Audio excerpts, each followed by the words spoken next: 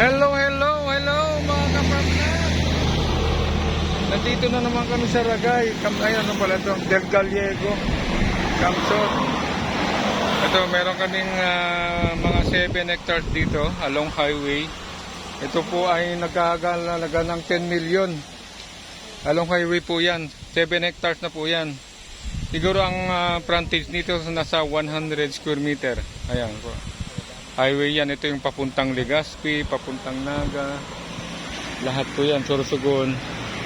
Ito po yun. Pag highway po, ito yung advantage natin. Lahat ng produkto na pwede mong ilagay sa loob. Ano ba, may babuyan ka, kambingan, manukan. Ay pwede mo na hong ilagay dito sa harap mismo.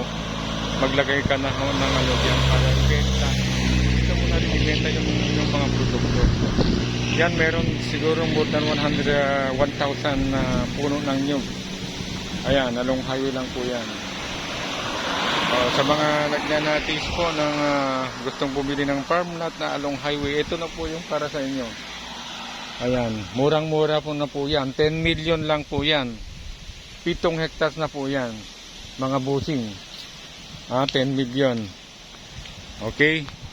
So, doon sa mga gusto namang bumili ng farm lot na siguro less than 7 hectares, sabi mo 3 hectares, 4, 5, 6, 7.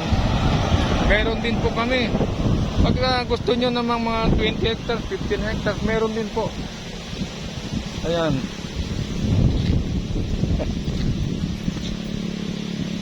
Okay. Maraming salamat.